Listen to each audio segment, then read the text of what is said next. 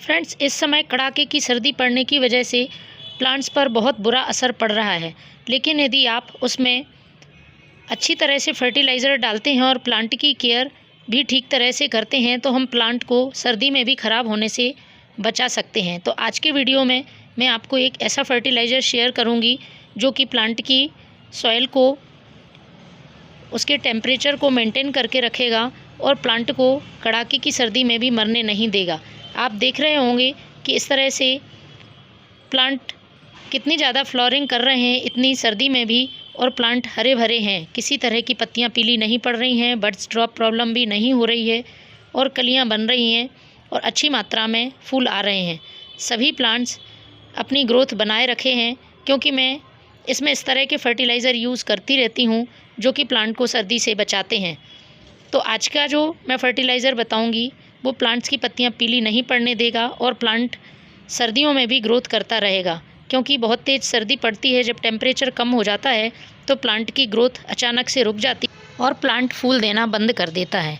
तो यदि आप चाहते हैं कि प्लांट इसी तरह से फ्लावरिंग करता रहे और उसमें ग्रोथ भी होती रहे तो आप इस फर्टिलाइज़र को महीने में एक बार पौधों की जड़ों में डालें।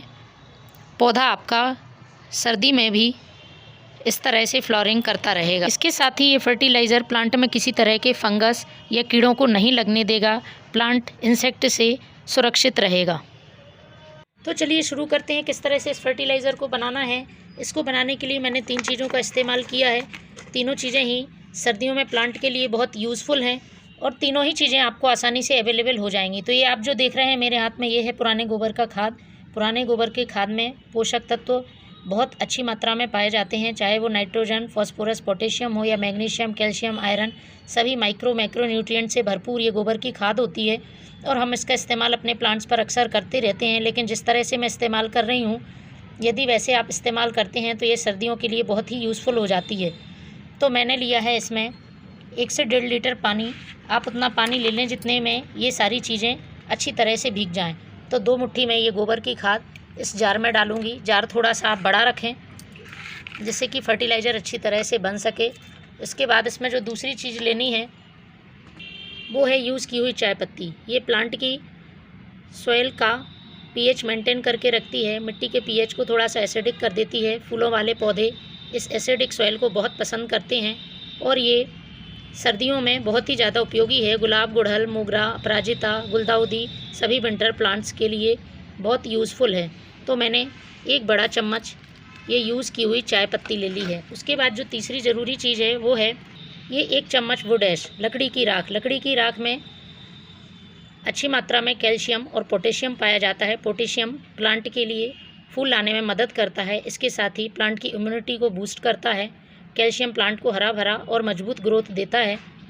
और ये जो लकड़ी की राख है इसका फर्टिलाइज़र के साथ साथ एक इंसेक्टिसाइड की तरह भी यूज़ होता है। प्लांट की सॉइल में यदि किसी तरह का फंगस है तो उसको दूर करने की ये काम करती है और चींटियाँ या दूसरे कीड़े प्लांट की सॉइल में नहीं आने देती हैं। आपको इसकी ज़्यादा मात्रा यूज़ नहीं करनी है क्योंकि इसकी ज़्यादा मात्रा मिट्टी के पीएच को गड़बड़ कर सकती है, क्योंकि इसका एल्कलाइन नेचर होता है। तो मैं ये आधा चम्मच राख ले रही हूँ। इन तीनों को आपको अच्छी तरह से मिक्स कर लेना है और ढककर 2 दिन के लिए रखना है। 2 दिन बाद हम इसका यूज़ करेंगे। तो मैं 2 दिन के लिए रखती हूँ, फिर आपको बताती हूँ किस तरह से यूज़ करना है। फ्रेंड्स, 2 दिन बाद देखेंगे आप कुछ इस तरह से फर्टिलाइज़र मिलेगा आपको। ये देखिए पूरी तरह से बनकर तैयार है, इसका कलर चेंज हो चुका है। अब हम इसको छान लेते हैं। इसको छानने के बाद हमें डाइल्यूट करना होगा। जितना भाग फर्टिलाइज़र उसका 2 भाग इसमें सादा पानी मिलाएंगे। फ्रेंड्स, ये फर्टिलाइज़र प्लांट में डालने के लिए बिल्कुल तैयार है। आप इसे प्लांट की सॉइल में पॉट की साइज़ के हिसाब से महीने में 1 बार डालें। Thank you.